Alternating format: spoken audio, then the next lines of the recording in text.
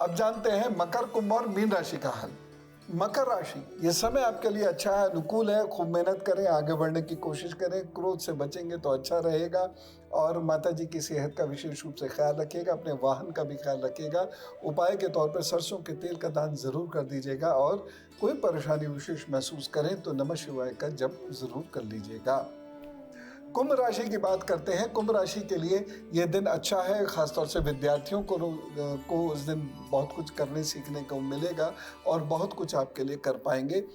एक चीज़ मैं ज़रूर कहना चाहता हूँ कि इस दिन आपको किसी को धन उधार नहीं देना है, किसी को कोई कीमती चीज़ उधार नहीं देनी है और घर के छोटे बच्चों को कहीं अकेला मत भेजिएगा। उपाय क्या करेंगे दिन को बेहतर बनाने के लिए? आप महामृत्युंजय मंत्र के 11 बार जप करके फिर काम पर जुट जाइएगा, प्रभु जी सब ठीक करेंगे।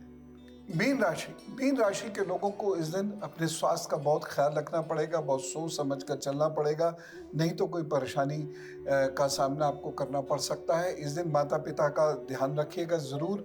और इस दिन प्रॉपर्टी की खरीद फरोख्त से यदि आप बचेंगे तो ज़्यादा अच्छा रहेगा। बाकी परेशानी कोई नहीं है। विद्यार्थियों के लिए बहुत अच्छा वक्त है। जो लोग राजनीति में, सामाजिक जीवन में हैं, उनके लिए अच्छा वक्त है। इस समय का सदुपयोग कीजिए, हल्दी और चावल का दान कर दीजिए, प्रभु जी सब ठीक करेंगे। वर्षा जी से बात करते हैं, नासिक से हमारे साथ है जी। राम राम। नमस्ते सर। जी बताइए, डेट टाइम प्लीज। 22 जुलाई 1987।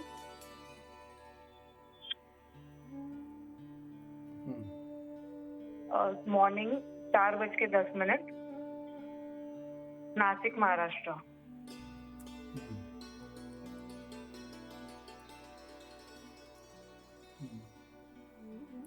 मैरिज के रिलेटेड पूछना था। देखिए, जहाँ तक यहाँ मैं मैरिज का जो देख रहा हूँ कि मैरिज का सुख है, लेकिन बहुत बहुत लेट है। उससे पहले मतलब अगर टाइमली मैरिज हो भी जाएगी तो वो डिवोर्स हो जाएगा या उसमें कोई और दिक्कत आ जाएगी। अगले वर्ष अक्टूबर के बाद से मैरिज का समय शुरू होगा और ये लगभग 1 वर्ष का है। तो उतने समय में आप थोड़ा प्रयत्न कीजिएगा, विवाह हो जाएगा। और अब उनकी बात जिनका है आज जन्मदिन, तो जन्मदिन की ढेर सारी शुभकामनाओं के साथ सुनिए अपने आगे आने वाले 12 महीनों का हाल। आपके लिए ये 12 महीने बहुत महत्वपूर्ण हैं। खूब घूमने को भी मिलेगा, घूम के काम करेंगे तो लाभ भी होगा, ट्रांसफर भी हो सकता है, कहीं नई जगह रहने का मौका भी आपको मिल सकता है। बस जो थोड़ी सी समस्या है वो अपने स्वास्थ्य का आपको विशेष रूप से ध्यान रखने की आवश्यकता है और कहीं कोई दिक्कत नहीं दिखाई दे रही है। कुल मिला के समय आपके लिए अच्छा है, अनुकूल है, बढ़िया है और इस समय का सदुपयोग करेंगे तो आपको ज़रूर लाभ मिलेगा। इन 12 महीनों में एक नियम बना लीजिए, सोमवार और शुक्रवार को दूध का दान ज़रूर कर दिया कीजिएगा। बाकी मेहनत करें, अपने काम पर आगे बढ़े, तो सब ठीक करेंगे। और अब धर्मशास्त्र से एक बात सुनिए, 56 भोग क्या होते हैं? देखिए, परशुराम जी ने 56 भोगों को प्रद्युम्न जी को अर्पित किया है और 56 भोग जो है ये बहुत ध्यान से सुनने समझने वाली बात है। ये बड़े साइंटिफिक हैं। 56 भोगों में केवल मेवा, फल, मिष्ठान ये सभी नहीं आते हैं, बल्कि और बहुत सारी चीजें आती हैं जो मैं शास्त्र के अनुसार आप तक पहुंचा रहा हूं। इसमें खाद्य पदार्थ भी होते हैं, पेय पदार्थ भी होते हैं, अचार भी होता है, चटनी भी होती है, मुरब्बे भी होते हैं। और क्या क्या उसमें होता है, जैसे भात है, दाल है, चटनी, कढ़ी, दही, कोई सब्जी, शाक की सब्जी, उसके बाद शिखरन जिसे बोलते हैं वो, और आंवले का शरबत, बाटी, ठीक है ना, मुरव्वा, मुरव्वे को पता है क्या कहते थे? इक्षु खेरड़ी, जिसे अब हम मुरव्वा कहते हैं, ये। उसके बाद त्रिकोण जो मिठाई सी होती है वो। उसके बाद बड़ा बड़ा खाते हैं ना, दही बड़ा, वो इसको कहते थे उस युग में बटक। उसके बाद मठरी, फेनी, फेणिका बोलते थे उसको उस युग में, द्वापर में फेणिका, तो फेनी, पूरी, खजला, घेवर, जी मालपुआ जिसे आज के बोलते, तब बोलते थे चक्राम। उसके बाद चोला, जलेबी, मेसू, रसगुल्ला, चंद्रकला, रायता,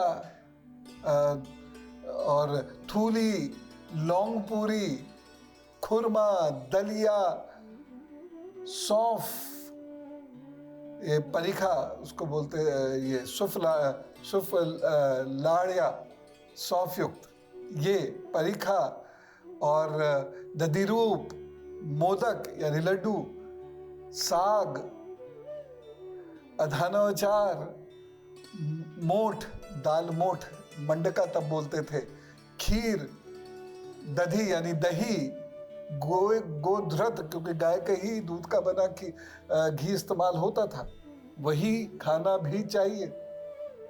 ठीक है। मक्खन, मक्खन को उस समय कहते थे हयंग पीनम।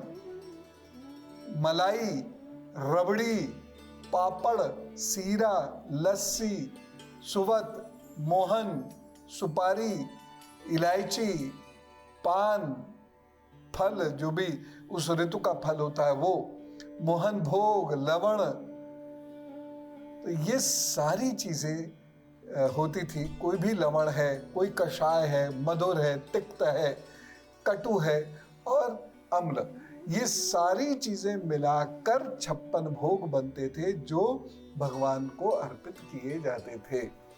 ठीक है ना। माँ यशोदा ने यह 56 भोग भगवान श्री कृष्ण को अर्पित किए थे जब वह गोवर्धन पर्वत को उठाए हुए थे और उन्होंने भोजन भी नहीं किया था। तो प्रतिदिन के हिसाब से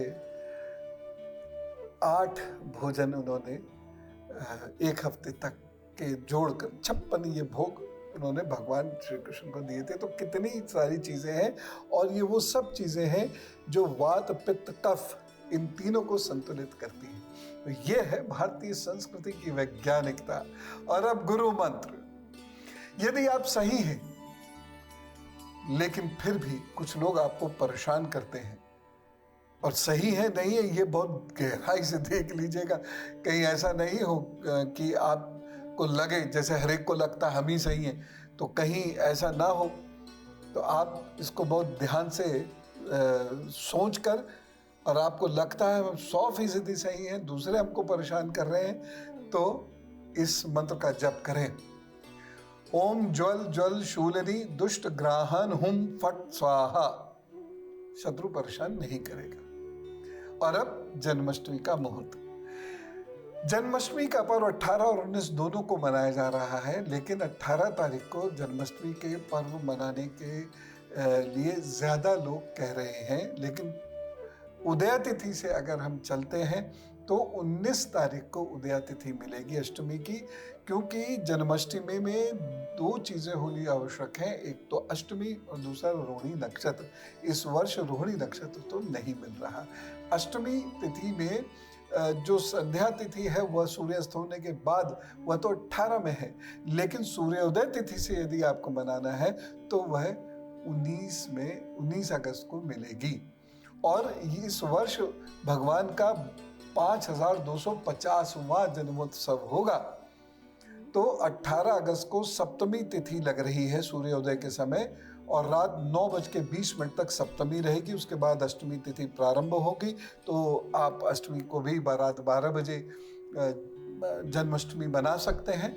और 19 तारीख को रात को 10:59 तक अष्टमी तिथि रहेगी। यानी जिस दिन अष्टमी है उस दिन रोहिणी नहीं है, जब रोहिणी लगेगा तो अष्टमी नहीं रहेगी, क्योंकि नवमी तिथि को रोहिणी नक्षत्र मिल रहा है। तो आप ये सोच सकते हैं, आप घर पर 18 की रात को अष्टमी बना सकते हैं, लेकिन पारण का जो समय होगा वो फिर नवमी को होना चाहिए सूर्योदय के उपरांत। और जो लोग 19 को बनाना चाहते हैं सूर्योदय तिथि के अनुसार, तो फिर आप 19 को मनाइएगा। और रात 12 बजे तो आपको नहीं मिलेगा उस दिन अपना व्रत उपवास खोलने का समय, क्योंकि 10:59 पर अष्टमी पूर्ण हो जाएगी। तो 10:59 पर आप पूजा पाठ करके फिर अपने व्रत को, अपने उपवास को खोल सकते हैं। तो आज हमने जन्माष्टमी के मुहूर्त के बारे में जाना। आज हमने जाना कि बुध किस प्रकार से हमें प्रभावित करता है व्यापार के मामले में, नौकरी के मामले में, वाणी के मामले में, और 56 भोग क्या होते हैं ये भी हमने जाना। आपका दिन बहुत शुभ हो, खूब आनंद भक्ति के साथ बीते, इस कामना के साथ राम राम, नमस्कार, भारत माता की जय।